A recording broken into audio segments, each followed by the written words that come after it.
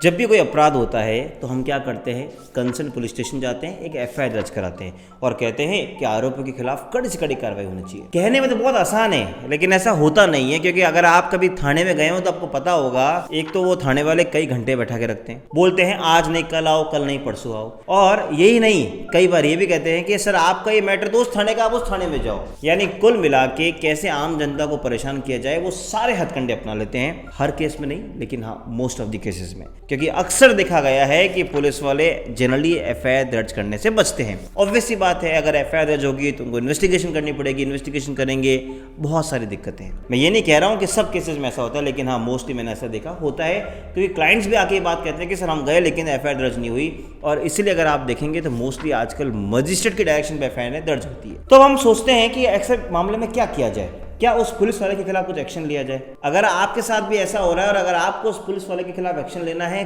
कहाँ लेना है, कैसे लेना है और क्या आप कर सकते हैं, तो आपको ये वीडियो एंड तक देखना होगा, क्योंकि हाल ही में honourable supreme court of India ने इस मुद्दे पे डिस्कस करते हुए एक पुलिस वाले पे 2 लाख का जुर्माना लगाया। और वो क्या मैटर था, क्या हुआ और उसके पीछे का क्या कानून और आप क्या कर सकते हैं, इन सब बातों को जानने के लिए आपको ये वीडियो एंड तक देखना पड़ेगा। वेलकम बैक टू चैनल, मैं हूं आपका अपना वकील एडवोकेट नमन मोहनोद और आप मेरे साथ देख रहे हैं लीगल शॉर्ट्स।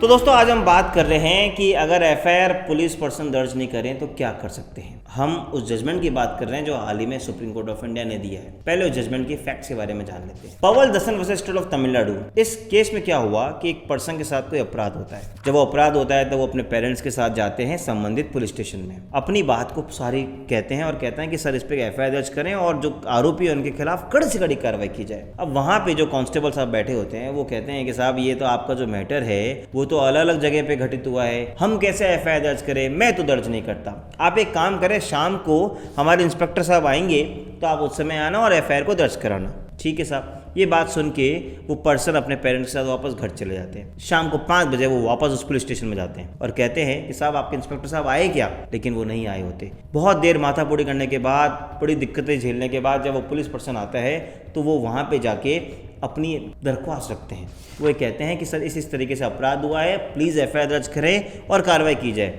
इंस्पेक्टर जो होता है वो एफआईआर दर्ज करना तो दूर, लेकिन जो उस पर्सन की मदर होता है उसके साथ गलत तरीके से व्यवहार करते हैं, उन्हें एब्यूजिव लैंग्वेज बोलते हैं, उनके साथ बदतमीजी करते हैं। ये बात सुन के वो लोग बड़े चिंतित हो जाते हैं, परेशान हो जाते हैं। अल्टीमेटली वो पर्सन दरवाज़ा खटखटाते हैं स्टेट ह्यूमन राइट कमीशन का, यानी राज्य मानवाधिकार आयोग का। अब मैं यहाँ 1 मिनट के लिए पॉज देता हूँ इस कानून को जानने के लिए। दोस्तों एक हर स्टेट के अंदर एक स्टेट ह्यूमन राइट कमीशन को बनाया जाता है। बेसिकली ह्यूमन राइट्स एक्ट को बनाया गया है जो ये कहता है कि हम एज ए ह्यूमन बीइंग हमारे कुछ अधिकार है, अगर हम अधिकारों का अगर कोई हनन करता है तो उसके खिलाफ हम कोर्ट में जा सकते हैं और उस कोर्ट यानी जो ह्यूमन राइट्स एक्ट की जो कमीशन होता है वहाँ जाकर संबंधित के खिलाफ कार्रवाई कर सकते हैं। इस केस में वापस आते हैं, इस केस में यही हुआ, वो पर्सन गए, स्टेट ह्यूमन राइट कमीशन ने सारी बातें जानने के बाद उस इंस्पेक्टर के खिलाफ 2 लाख का जुर्माना पास किया और कहा कि आपकी ड्यूटी थी कि आप एफआईआर दर्ज करें और आपने एफआईआर दर्ज नहीं करी और आपने बदतमीजी की, इसलिए हम आपको 2 लाख का एक जुर्माना यानी कंपनसेशन का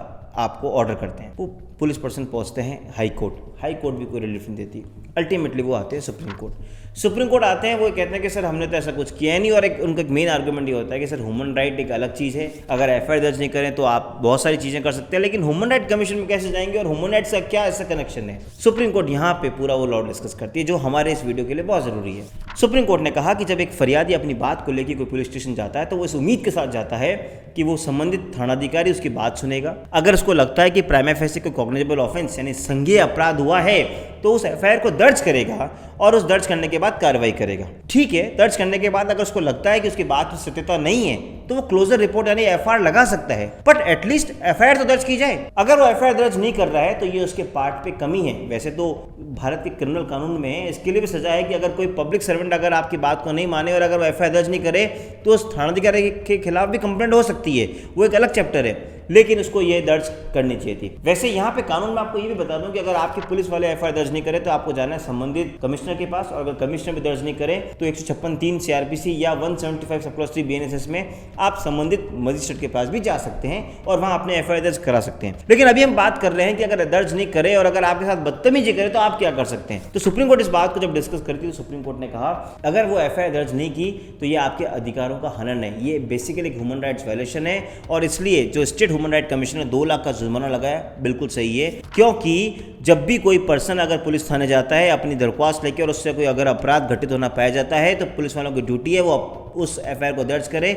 और सबसे बड़ी बात जो सुप्रीम कोर्ट ने यहाँ कही वो ये कही कि आपकी एक ह्यूमन डिग्निटी है, अगर पुलिस वाले उस डिग्निटी का वायलेशन करते हैं, उसका हार्म करते हैं, उसको तहस नहस करते हैं तो वो अपने गलती कर रहे हैं अपने पार्ट पे और आपके अधिकारों का हनन कर रहे हैं और इसके लिए वो लायबल होंगे जुर्माने के लिए। तो दोस्तों अगर आपके साथ कोई पुलिस पर्सन बदतमीजी करे या आपकी एफआईआर दर्ज नहीं करे और अगर आपको इस तरीके से भगा दे, बोले कि नहीं हम आपके साथ कुछ तरह की कॉपरेशन नहीं करेंगे और आपसे बदतमीजी करें, तो आपको अपने राज्य के स्टेट ह्यूमन राइट कमीशन का दरवाजा खटखटाना है, ये ऑर्डर दिखाना है जिसको सुप्रीम कोर्ट तक ने अपील किया है। और अगर ऐसा होगा तो ह्यूमन राइट कमीशन जरूर आपके फेवर में ऑर्डर करेगा, जैसा इस केस में हुआ। फाइनली सुप्रीम कोर्ट ने उस पर्सन जो इंस्पेक्टर की थी उसकी एसएलपी को डिसमिस करा और कहा कि नहीं बिल्कुल सही किया ह्यूमन राइट कमीशन ने कि 2 लाख का जुर्माना तो आपको देना ही पड़ेगा। बात 2 लाख की नहीं थी, लेकिन इस जजमेंट ने इस बात को प्रूव कर दिया है कि अगर आपकी ह्यूमन डिग्निटी को अगर वो पुलिस पर्सन सही तरीके से ध्यान नहीं रखते हैं, उसका हनन करते हैं, तो आप भी ह्यूमन राइट कमीशन का दरवाजा खटखटा के इस तरह का कंपनसेशन का ऑर्डर ले सकते हैं। और ये नज़ीर पूरे भारत में जाएगी, क्योंकि मुझे उम्मीद है कि जजमेंट के बाद अब काफ़ी ढंग तक पुलिस वाले सही तरीके से बात करेंगे। अगर आपके साथ ऐसा कुछ वाक्य हुआ है मुझे नीचे कमेंट में बताओ। अगर आपके साथ फिर भी कोई समस्या हो रही है, नीचे एक मैं लिंक दे रहा हूँ, उस लिंक पर क्लिक करके आप मेरी टीम से बात कर सकते हैं। और अगर आपको ऐसा कंटेंट पसंद आ रहा है प्लीज़ सब्सक्राइब दिस चैनल। और हाँ, जाने से पहले ये वीडियो उन सब लोगों तक पहुँचा दो जिनके साथ पुलिस ने कभी बदतमीजी की है, ताकि शायद उनके ये वीडियो काम आ सके। उम्मीद है मिलेंगे अगली बार इसी तरह के इन्फॉर्मेटिव वीडियो के साथ। तब तक के लिए जय हिंद, जय भारत।